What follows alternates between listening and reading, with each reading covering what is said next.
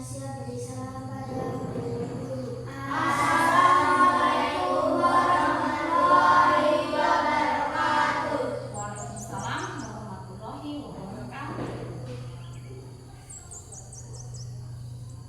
Sudah siap untuk belajar hari ini? Siap. Sebelum memulai belajar, kita akan ada apa namanya? Expressing. Cepat sekarang. Berdiri semua. Tepuk semangat ya. Yuk. Oke,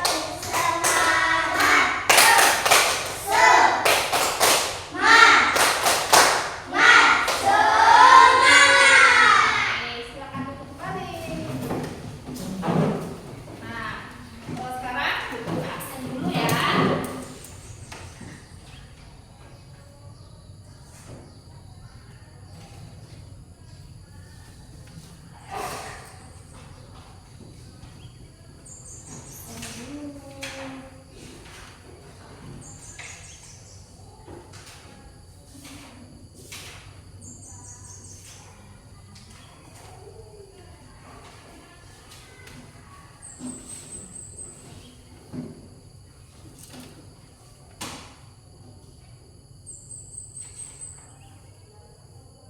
Alfi, Hadir Bu. Alkaila, Hadir Bu. Bintang, Hadir Bu. Dinda Aulia, Hadir Bu. Jihad Al-Zahra, Hadir Bu. Naila Azhara, Hadir Bu. Rafa, Hadir Bu. Septika. Hadir Bu. Nah, pada hari ini kita akan belajar tentang berpikir komputasional. Nah, tujuannya apa? Tujuannya supaya siswa dapat menyebutkan langkah-langkah menyikat gigi dengan urut, menyusun langkah-langkah tersebut dalam bentuk gambaran atau tulisan, memahami bahwa menyelesaikan masalah bisa dilakukan dengan berpikir sistematis. Nah, sebelum memulai, guru mau tanya,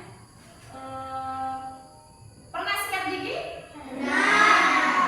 Sikat gigi itu dilakukan setiap hari. Sehari berapa kali? Dua kali. Nah, di sini nanti ada langkah-langkah cara menyikat gigi. Nah, ini ada hubungan dengan berpikir komputasional. Nah, sini kita akan belajar tentang berpikir komputasional. Guru akan bukakan videonya ya. Oke, anak-anak perhatikan videonya.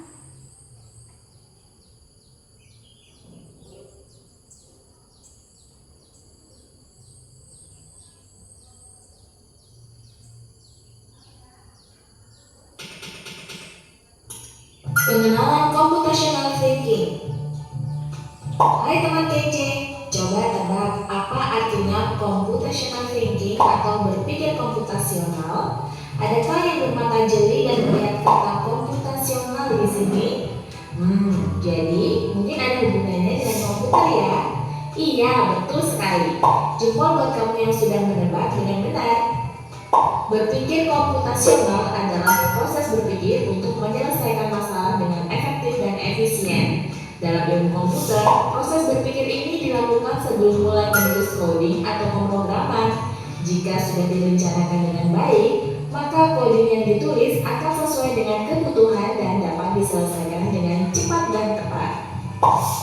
Tapi ternyata berpikir komputasional juga bisa dilakukan tanpa komputer dan tanpa internet loh. Malah sebenarnya kita pun sudah menerapkannya dalam kehidupan sehari-hari, mulai dari menggosok gigi, mencatat ringkasan pelajaran, hingga menyiapkan tas untuk sekolah besok.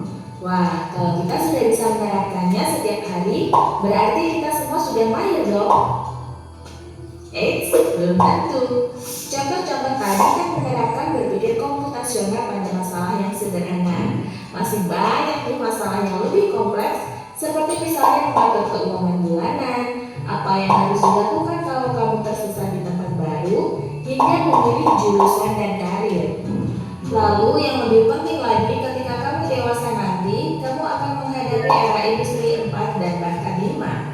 Di sini kamu perlu kecakapan untuk memanfaatkan dunia digital, mulai dari mencari dan memilah informasi yang kamu perlukan, hingga menggunakan informasi itu untuk membuat keputusan penting dalam hidupmu.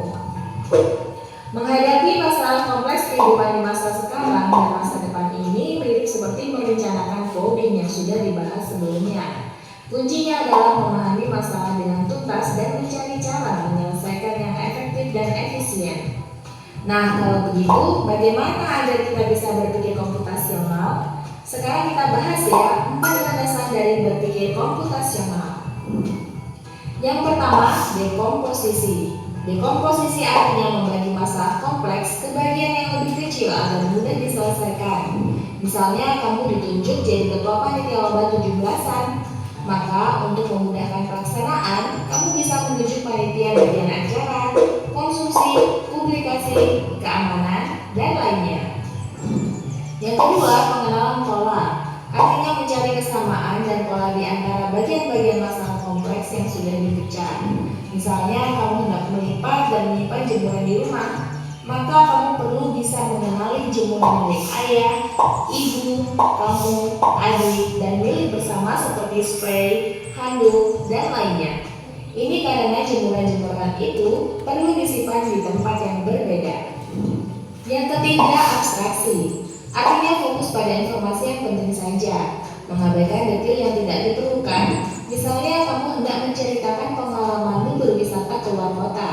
Tentunya kamu mengalami banyak hal dari mulai berangkat di bus, berfoto bersama, makan di restoran, menginap di hotel, hingga perjalanan pulang.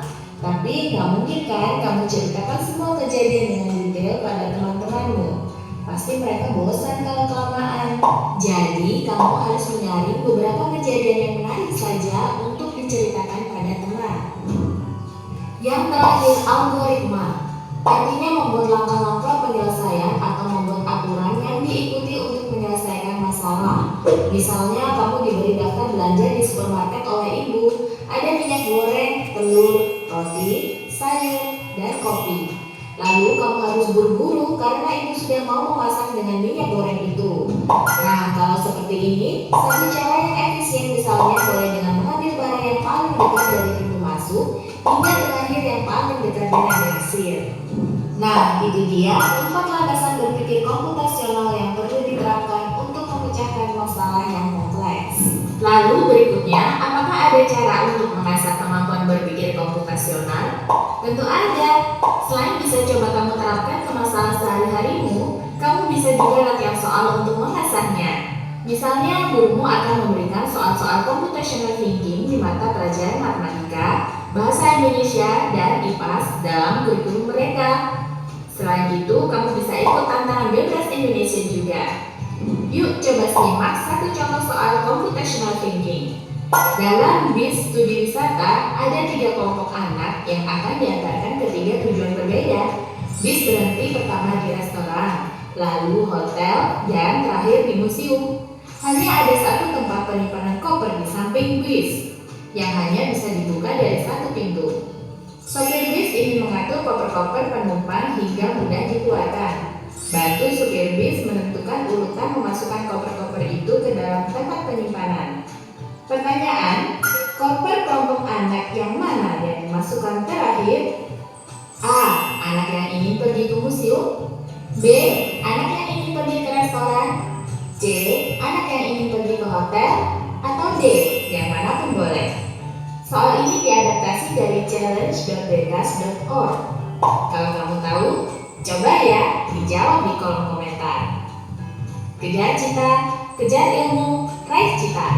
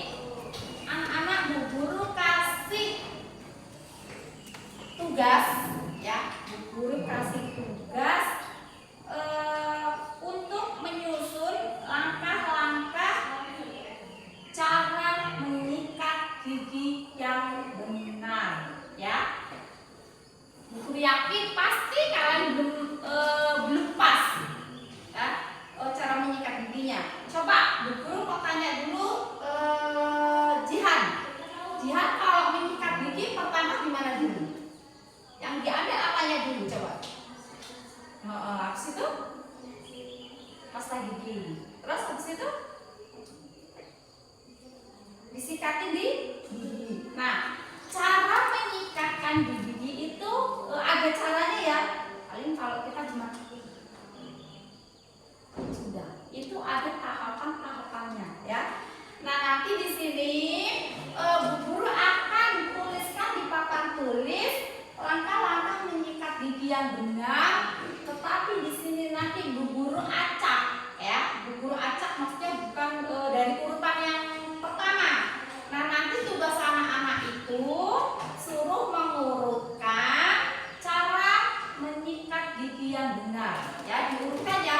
Dari yang pertama apanya dulu, yang kedua apanya dulu, gitu ya. Nanti di papan tulis ini Bu Guru tulisin tapi acak, belum urut ya. Nah, sekarang ini ada berapa sih? Ada 8 ya? 8 Bu Guru bikin kelompok aja ya. Jadi ada kelompok 1, kelompok 2. Berarti si Lia pindah ke sini, si Naila pindah ke sini. Ini bang meja ininya kita susun ke sini.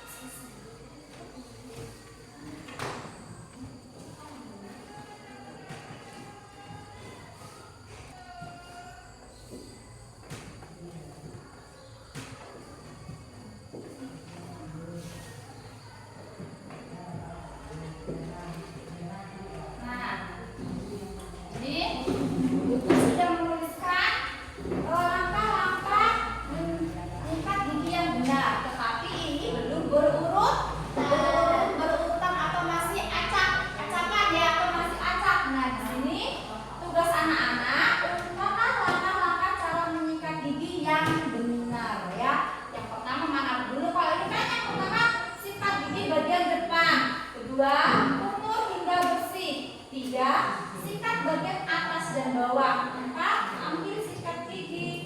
5, sikat gigi bagian dalam. 6, sikat gigi bagian depan. 7, simpan sikat gigi kembali. Karena ini kan belum benar atau masih acak. Nah, tugas anak-anak untuk mengurutkan cara mensikat gigi yang benar. Jadi kalau kelompok itu cukup satu saja yang nulis di buku. Nah, itu kalian mengerjakannya secara bersama-sama. Jadi nggak mandiri ya. Cukup di kertas satu atau buku satu yang menulis. Nah, untuk mengerjakannya itu kalian rundingan atau bekerja sama dengan temannya. Nah, setelah ketemu nanti akan ada satu perwakilan dari kelompok untuk maju ke depan untuk membacakan hasil kerjanya. Sudah paham? Paham? Nah, sekarang boleh dikerjakan.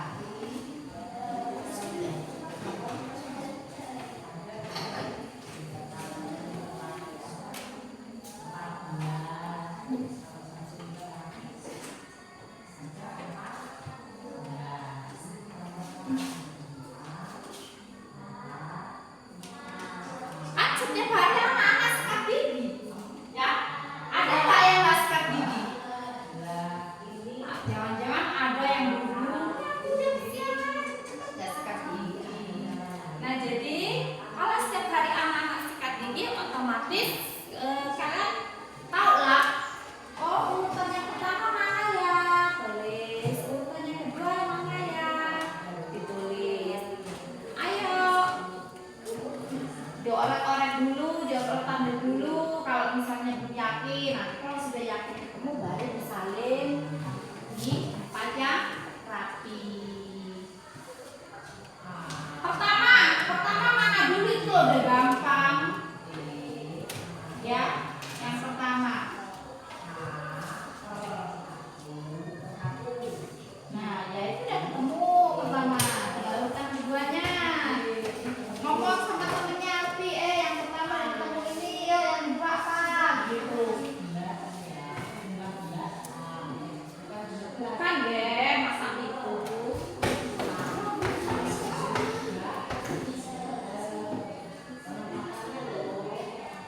Jangan-jangan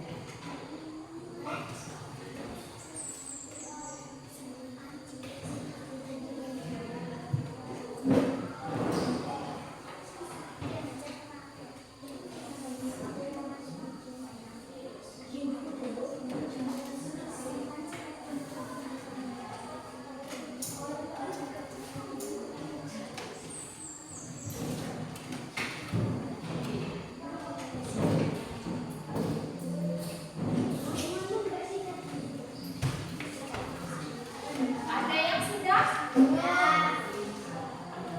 1 sudah? Sudah. Kelompok 2? Berarti nanti menunggu kelompok 2 selesai, baru nanti kelompok 1 maju. Dibacakan coba. Iya, nanti nggak pakai buku nggak hafal, hafal. Nah, makanya nanti pakai buku.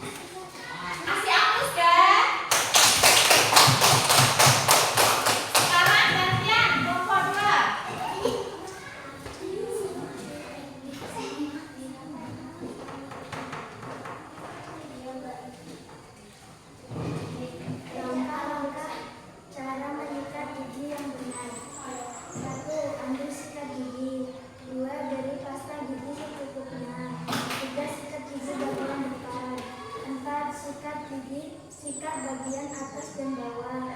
5. Sikat gigi bagian dalam. 6. Kumur hingga bersih. 7. Simpan sikat gigi kembali. Siapa sakit? Berarti ini cara mengurutkan menyikat gigi yang benar kelompok 1 dan kelompok 2 sama ya? Sama. Yang pertama ambil sikat gigi. Yang kedua beri pasta gigi secukupnya. Terus sikat gigi bagian depan. Terus yang keempat sikat gigi bagian atas dan bawah. Baru sikat gigi bagian dalam. Nah, yang ini kebalik. Harusnya yang lebih tepat yang keempat itu sikat gigi bagian dalam. Nah, setelah sikat gigi bagian dalam, baru sikat gigi bagian atas dan bawah. Tapi sudah bagus, cuman ketukar itu aja ya, udah bagus. Nah, setelah itu baru kumur hingga bersih, simpan sikat gigi kembali. Nah, berarti nanti mulai hari ini anak-anak sudah tahu kan cara menyikat gigi yang benar? Nah, berarti nanti kalau menyikat gigi lakukan seperti yang ini. Selama ini kalau menyikat gigi seperti ini enggak? Enggak. Apalagi menyikat giginya basing-basing ya. Nah, karena sekarang anak-anak sudah belajar, sudah tahu cara menyikat gigi yang benar, berarti mulai hari ini atau besok kalau menyikat gigi harus dengan langkah yang benar. Nah, sekarang Guru mau nanya sih, hari ini anak-anak belajar apa?